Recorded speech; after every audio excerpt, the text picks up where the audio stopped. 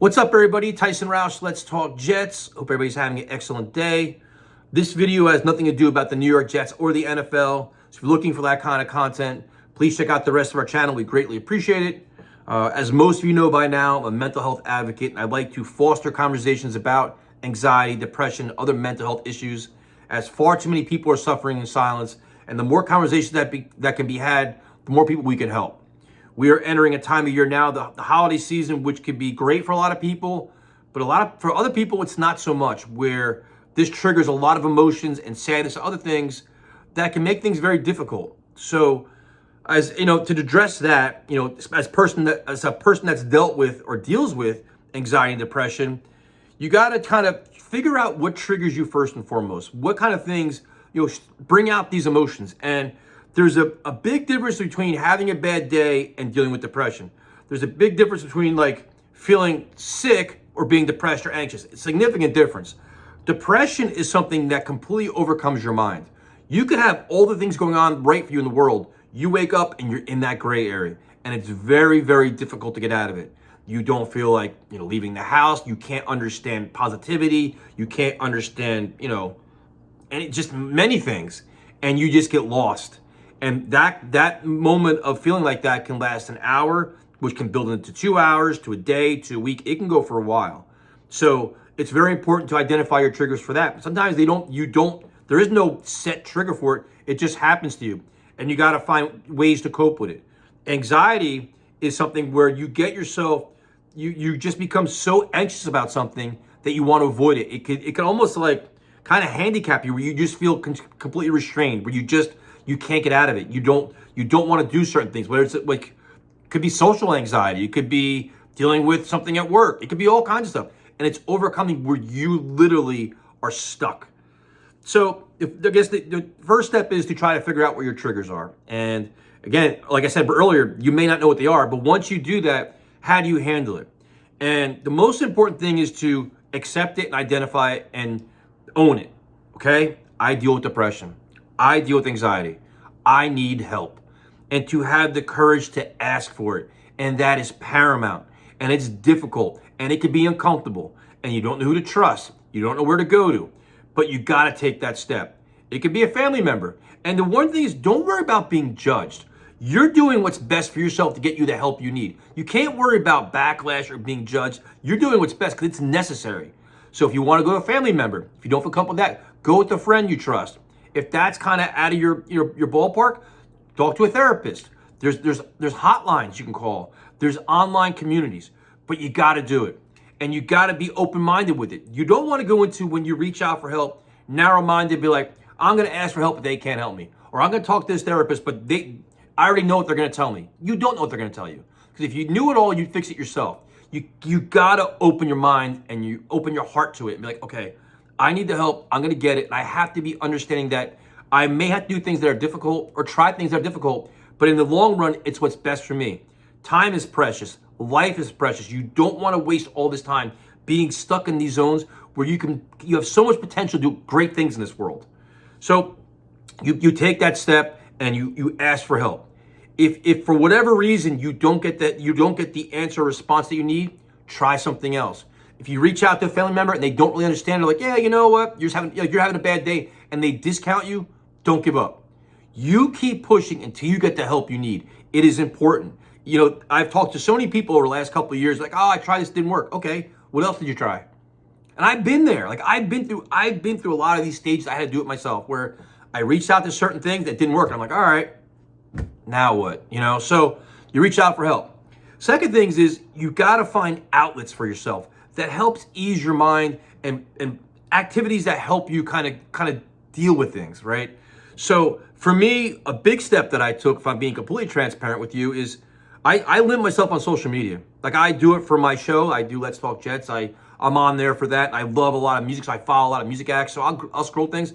I don't spend a lot of time on social media looking up. Like I just think it becomes overcoming. And I think a lot of people, what you do is you find yourself comparing yourself to others, where you're like, I don't have this, or I can't do that, or why are they so happy and I'm not? Can't worry about it.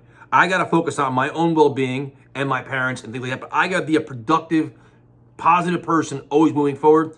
I don't want to get caught in these rabbit holes where I find myself doubting things or wondering about things. It's just not good for me. The other thing is I found activities to keep myself busy and enjoy. And the one thing you do when you try to find hobbies or things to cope with anxiety, depression, other things, you can't do things that you think people want you to do. Well, everybody's doing this, I have to do that.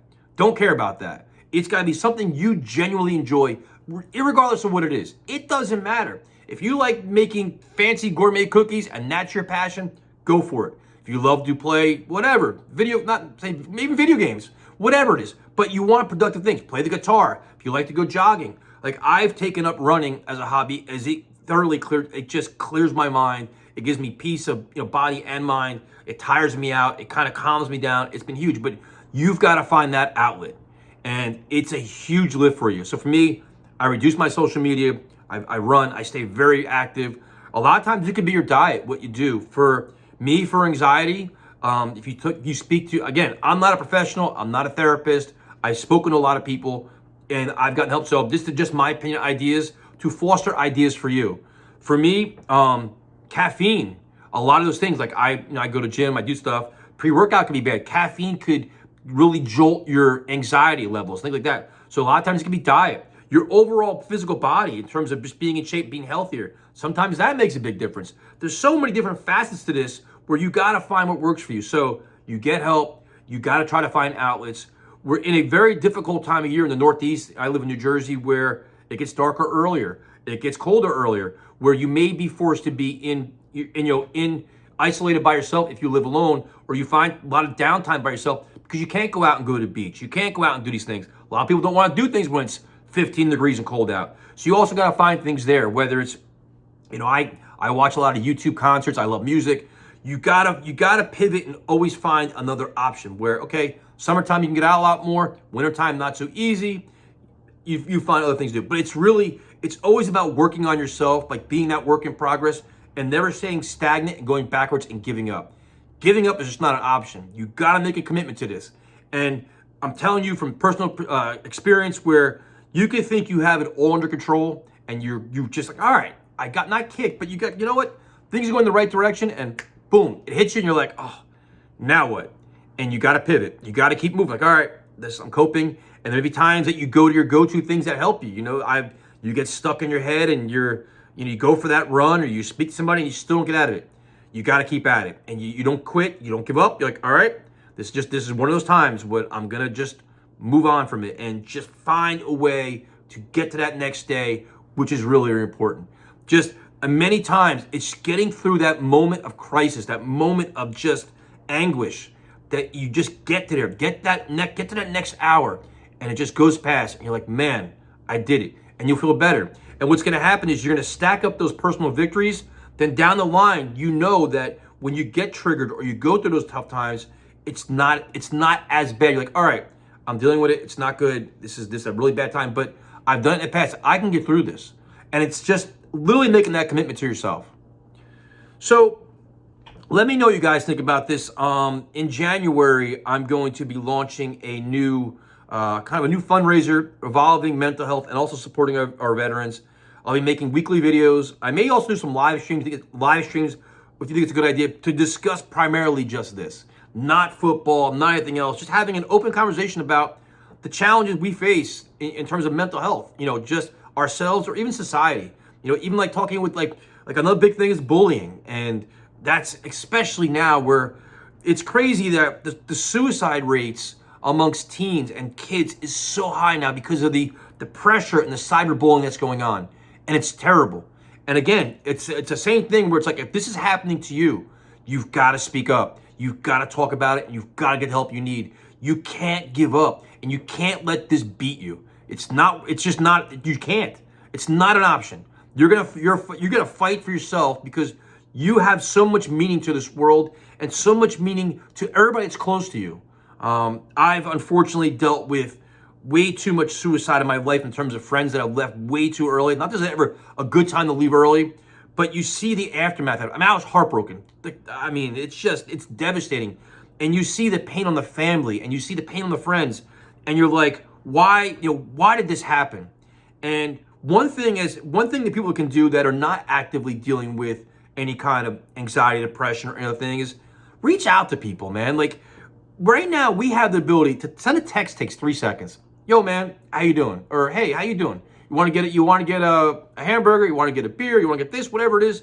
Like reach out to people. If you haven't talked to somebody in a year, 6 months, send them a text. What's up? How you doing? And that's one of the big regrets I have with a certain situation where, you know, I talked to somebody. We were very good friends, and you know, we changed jobs and whatever else. You kind of lose touch a little bit. We always kept saying, man, we got to catch up for a beer and just catch up.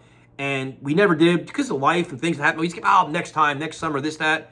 And unfortunately, he took his own life. And I just couldn't believe it. I was in shock. I was in disbelief. And I'm like, why didn't I have that goddamn conversation? Like, why didn't I do that? So now it's like with technology we have now, send an email. Like these are things that are all in our power to help one another. That can be done. We got to do that. The other thing too, I forgot to mention earlier, as a remedy to deal with anxiety and depression, the one thing that a lot of people do is they rely on drugs and alcohol to deal with it. I know there are some drugs that, you know, obviously prescription drugs, obviously if you're from a doctor, fine. There are some drugs, other drugs that can kind of calm you, whatever else, but abusing alcohol or drugs to deal with this is the absolute worst idea. There was a time in my life I definitely did that. And the worst thing is you do this, say you go out and get hammered and piss drunk or whatever else to kind of cope with it. What happens is the next day, not only do you have a nasty hangover, you actually feel worse about yourself because your body, you don't feel good. You feel like that. So you have your state of depression now plus a mindset of like, you feel bad about yourself. So you're actually making it worse. You got to take productive alternatives to coping with it, and doing that's just not the answer. So again, this video is kind of long. I definitely rambled. I kind of try to keep my thoughts organized, but it's very difficult. It's a broad topic. But like I said, in January, I'll be launching a fundraiser. It's going to go for a while. I'll be doing weekly streams, weekly updates on videos. If you think streams are a good idea, I would definitely consider it. We can figure out like a time every week to do that. And just start the conversation, man. It's important. I wish I could do more of these. I've been so busy with other things, but now I really I'm making more of a commitment to this because it's another story in my community I heard just broke my heart with a young person that took their own life. And I was like, enough. Like this should be a much bigger story, but there's so much other things that get caught up, and a lot of things make headlines for the wrong reasons, which is pathetic in itself. So let me know what you guys think. Thank you if you got this long in the video, thank you for watching. I greatly appreciate it, and have a good day.